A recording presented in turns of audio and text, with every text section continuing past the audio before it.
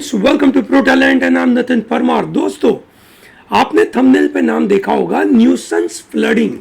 Law के students nuisance को अच्छे से जानते हैं। ठीक है, हम आज लॉ एस्पेक्ट से बात नहीं करेंगे, हम ये एस्पेक्ट से बात करेंगे कि that this is a new term called nuisance flooding और उसका क्या इम्पैक्ट होता है और इस शब्द को समझे कैसे। क्योंकि लॉ के स्टूडेंट न्यूसेंस फ्लडिंग को न्यूसेंस के साथ कनेक्ट करके लीगल लायबिलिटी क्रिएट करने की कोशिश करेंगे।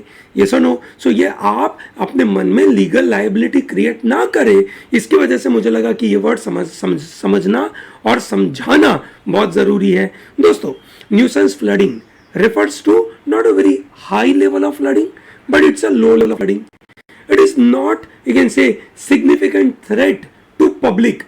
It is not a significant threat to any assets or any property, but it will disrupt your day-to-day life. It will disrupt your, you can say, roadways, you can say sewage system, and there will be minor property problem, but there is definitely, you can say, a lot of problem. पिछले कुछ सालों में ये जो nuisance flooding है वो बहुत बढ़ने लगा। ठीक है, तो लोगों ने उसको स्टडी करना चालू किया। ठीक है, इंटरनेशनल साइंटिस्ट ने इसका एक डेफिनेशन किया कि भैया हम किसको, you can say, nuisance flooding बोलेंगे जहां कहीं, यू कैन से, फ्लडिंग हुआ है 3 मीटर के ऊपर। ठीक है, और 10 सेंटीमीटर, सॉरी 3 सेंटीमीटर से ऊपर, 3 मीटर तो क्या ही हो जाएगा, 3 सेंटीमीटर से ऊपर और 10 सेंटीमीटर से नीचे। ठीक है, इसको हम न्यूसेंस फ्लडिंग बोलेंगे। जरूरी नहीं है that it is coming to rain only, so that means the source is not of material stuff. अगर आपने, यू कैन से, फ्लड कर दिया कोई एरिया को तो भी उसको न्यूसेंस फ्लडिंग बोलेंगे। दोस्तों, जब भी न्यूसेंस फ्लडिंग दिमाग में आता है तो हम सबके मन में रेलैंड वर्सेस फ्लेचर का केस आंखों के सामने आ जाता है। ये सुनो, ठीक है, रेलैंड वर्सेस फ्लेचर का केस, वहां से स्ट्रिक्ट लायबिलिटी का कंसेप्ट डेवलप हुआ था। ये सुनो दोस्तों, अब बात ऐसी है कि रेलैंड वर्सेस फ्लेचर के अंदर किसी इंडिपेंडेंट कॉन्ट्रैक्टर ने एक ऐसे रिजर्वायर बना के दिया। उसने शाफ्ट, जो खुले शाफ्ट थे, उसको ध्यान नहीं दिया और वहां पे पानी फ्लड हो गया और फ्लड की वजह से नेबरिंग वाले के माइंस में पानी फैल गया। ओके, तो ये था रेलैंड वर्सेस फ्लेचर का केस। हम उसके बारे में बात नहीं कर रहे हैं। ठीक है, हम बात करें फ्लडिंग होना।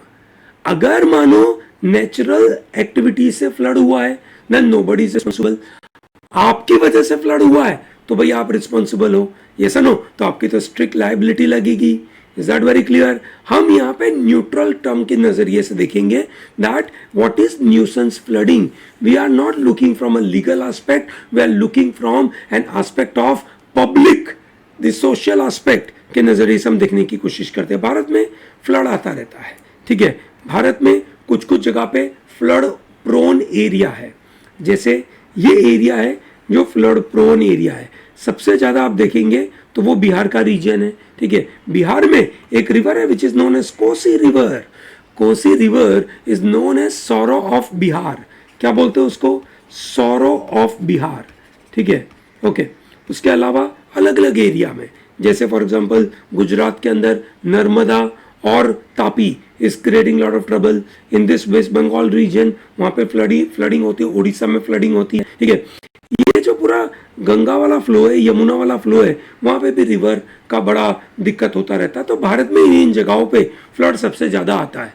जब भी आप फ्लड की बात करें, ठीक है, तो जैसे ये जो वेस्ट बंगाल है, बे ऑफ बंगाल के समय पे, वहां पे एक ऐसे प्रेशर डिस्टर्बेंस की वजह से, कोई साइक्लोन की वजह से वहां पे फ्लडिंग हो जाता है। ठीक है, और ये यूपी बिहार वाले रीजन में गंगा यमुना और उसकी ट्राइब्यूटरीज फ्लड क्रिएट कर लेती है। ठीक है, जिसकी वजह से काफी नुकसान होता है दोस्तों।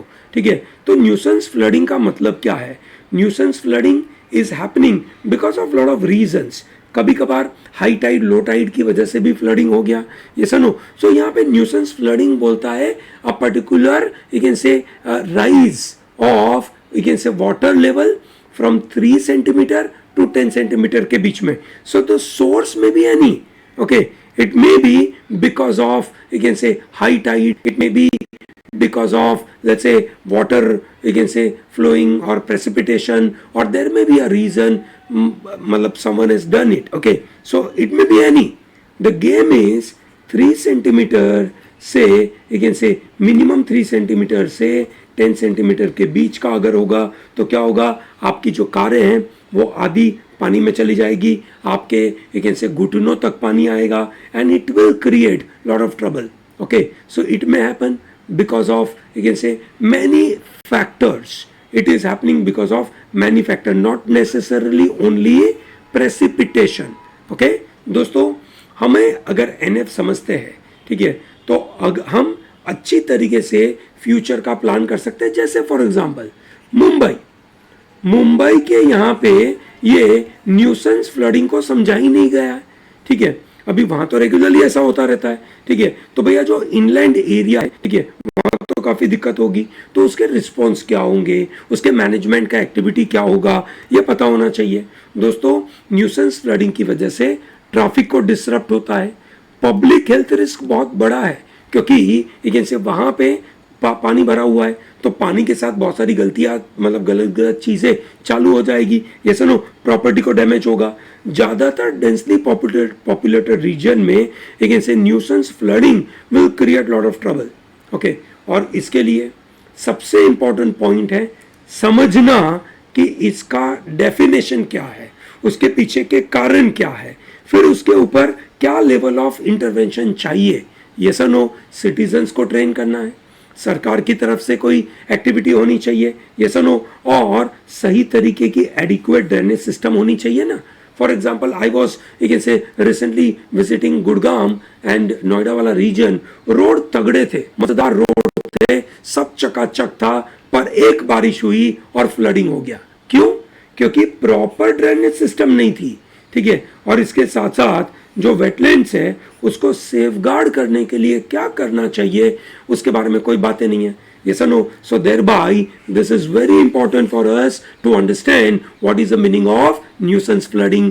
I believe by this small module you got to understand this. Next time you can say when you have exposed yourself to the word called nuisance flooding, you know what are we talking about. Okay, we are not bothered about the source, we are bothered about the range of water flooding on our road and how it is disrupting our traffic, creating health risk and against damaging property.